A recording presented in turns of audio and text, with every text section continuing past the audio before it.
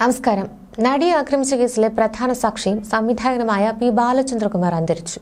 ഹൃദയ സംബന്ധമായ അസുഖങ്ങളെ തുടർന്ന് ചെങ്ങന്നൂരിലെ സ്വകാര്യ ആശുപത്രിയിൽ ചികിത്സയിലായിരുന്നു. ഇന്ന് രാവിലെയാണ് അന്ത്യം. ദിലീപിനെതിരായ ബാലചന്ദ്രകുമാറിന്റെ വെളിപ്പെടുത്തലാണ് നടിയെ ആക്രമിച്ച കേസിൽ നിർണായകമായത്. ദിലീപിന്റെ ഉറ്റ സുഹൃത്തായിരുന്നു ബാലചന്ദ്രകുമാർ. ഇദ്ദേഹത്തിന്റെ വെളിപ്പെടുത്തൽ എട്ടാം പ്രതി ദിലീപിനെ പാടെ കുഴപ്പത്തിലാക്കി. ദിലീപിനെതിരെ ആദ്യം ബലാത്സംഗ കേസിലായിരുന്നു ചുമത്തിയിരുന്നത്. കേസിലെ മുഖ്യപ്രതിയായ പൾസർ സുനിയെ ദിലീപിന്റെ വീട്ടിൽ കണ്ടിരുന്നുവെന്നും നടിയെ ആക്രമിച്ച് പകർത്തിയ ദൃശ്യങ്ങൾ ദിലീപ് വീട്ടിൽ നിന്ന് കണ്ടുവെന്നും അന്വേഷണ ഉദ്യോഗസ്ഥരെ അപായപ്പെടുത്താൻ ശ്രമിച്ചുവെന്നും ഒക്കെ ബാലചന്ദ്രകുമാർ മൊഴി നൽകിയിരുന്നു. ഇതോടെയായിരുന്നു ദിലീപിനെതിരെ വധഗൂഢാലോചനയും തെളിവ് നശിപ്പിക്കൽ വകുപ്പ് ചുമത്തിയത്. കുറേക്കാലമായി വൃക്ക സംബന്ധമായ രോഗത്തെ തുടർന്ന് ചികിത്സയിലായിരുന്നു അദ്ദേഹം. തുടർച്ചയായുള്ള ഹൃദയാഘാതവും ബാലചന്ദ്രകുമാറിനെ പിന്തുടർന്നിരുന്നു. രോഗാവസ്ഥയിലും നടിയെ ആക്രമിച്ച കേസിൽ വിചാരണയ്ക്കായി തുടർച്ചയായി ബാലചന്ദ്രകുമാർ കോടതിയിൽ ഹാജരായിരുന്നു. നവംബർ 11-നാണ് ചെങ്ങന്നൂരിലെ KM ചെറിയാൻ ഹോസ്പിറ്റൽ ഹൃദയ സംബന്ധമായ അസുഖങ്ങളെ തുടർന്ന് ചികിത്സയ്ക്ക് എത്തിയത്. 2 ദിവസം മുൻപ് ബൈപ്പാസ് സർജറി ചെയ്തു. പിന്നീട് അണുബാധയുണ്ടായി. കഴിഞ്ഞ കുറച്ചു നാളുകളായി സുമനസുകളുടെ സഹായത്താൽ കഴിയുകയായിരുന്നു പി ബാലചന്ദ്രകുമാർ. 2 വൃക്കകളും തകരാറിലായതിനാൽ ഡയാലിസിസ് ചെയ്താണ് മുന്നോട്ട് പോയിരുന്നത്. ഇതിനിടെ ഹൃദയാഘാതം സംഭവിച്ചതോടെ ആരോഗ്യനില ഗുരുതരമാവുകയായിരുന്നു. കേസിന്റെ വിചാരണ അവസാന ഘട്ടത്തിലേക്ക് എത്തി നിൽക്കുമ്പോഴാണ് ബാലചന്ദ്രകുമാറിന് അസുഖം ബാധിച്ചത്.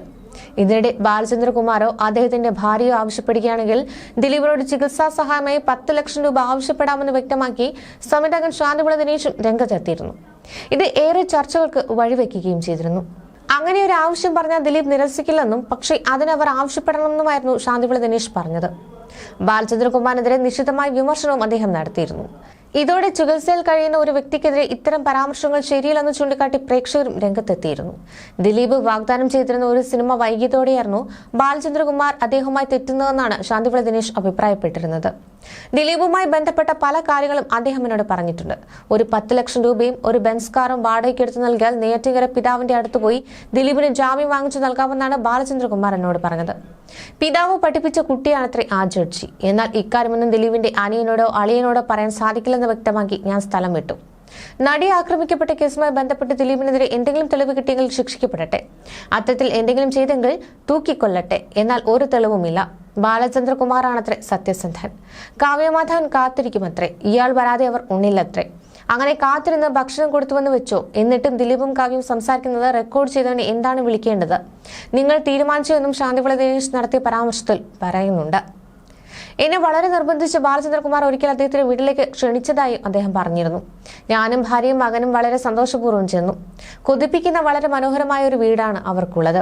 ഇത് എങ്ങനെ വെച്ചു എന്ന് ആലോചിച്ചു. ബാലചന്ദ്രകുമാർ അപ്പോൾ എന്നോട് പറഞ്ഞത് ഇത് ദിലീപ് സാർ ഉയർത്തുണ്ടാക്കിയ പൈസൽ കെട്ടിയ വീടെന്നാണ്. അപ്പോൾ ചിലപ്പോൾ ബാലചന്ദ്രകുമാറും ഭാര്യയും തള്ളി പറയുമോ എന്ന് എനിക്കറിയില്ല.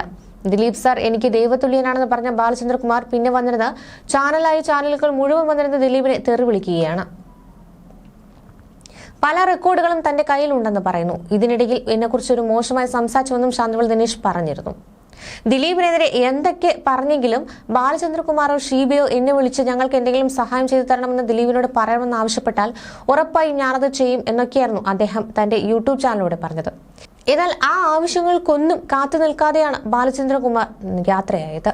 കുറച്ചുകാലം മുമ്പ് കിഡ്നിയിലെ കല്ലിന് ചികിത്സ നൽകിയതിന് ശേഷമാണ് 2 വൃക്കകളും തകരാറിലായതെന്ന് വ്യക്തമായത്. ഇതിന് പിന്നാലെ തലച്ചോറിലെ അണുബാധയും വൃക്കരോഗവും ഒക്കെ വലിയ പ്രതിസന്ധിയിലായിരുന്നു. നടി ആക്രമിക്കപ്പെട്ട കേസിലെ ഗൂഢാലോചനയുമായി ബന്ധപ്പെട്ട നടൻ ദിലീപിനെതിരെ നിരവധി വെളിപ്പെടുത്തലുകൾ നടത്തിയിട്ടുള്ള ബാലചന്ദ്രകുമാർ നീതിക്ക് വേണ്ടി രോഗകാലത്തും കോടതിയിൽ ഹാജരാകുകയും സാക്ഷിമൊഴി നൽകുകയും ചെയ്തിരുന്നു. സിനിമയിൽ നിന്നും ബാലചന്ദ്രകുമാറിന് വരുമാനമൊന്നും കാര്യമായി ലഭിച്ചിരുന്നില്ല. പല സുഹൃത്തുക്കളുടെയും സഹായത്തോടെയായിരുന്നു ചികിത്സ മുന്നോട്ട് പോയിരുന്നത്. 2013-ൽ ആസിഫ് അലി, ബാല, ജഗതി ശ്രീകുമാർ എന്നിവരെ കേന്ദ്ര കഥാപാത്രങ്ങളാക്കി കൗബോയ് എന്ന ചിത്രം സംവിധാനം ചെയ്തിട്ടുണ്ട്. 2015-ൽ ദിലീപിനെ നായകനാക്കി പിക് പോക്കറ്റ് എന്ന ചിത്രം ബാലചന്ദ്രകുമാർ പ്രഖ്യാപിച്ചിരുന്നു. ആ സമയത്താണ് ദിലീപും ബാലചന്ദ്രകുമാറും അടുക്കുന്നത്. ദിലീപിന്റെ വീട്ടിലെ നിത്യ സന്ദർശകരിൽ ഒരാൾ കൂടിയായിരുന്നു അദ്ദേഹം. എന്നാൽ 2017-ൽ ചിത്രം ഉപേക്ഷിക്കുകയായിരുന്നു. സിനിമയ്ക്കായി ദിലീപ് തനിക്ക് പണം തന്നിട്ടില്ലെന്നും സിനിമ താനാണ് വേണ്ടെന്ന് വെച്ചതെന്നുമായിരുന്നു ബാലചന്ദ്രകുമാർ പിന്നീട് വ്യക്തമാക്കിയത്.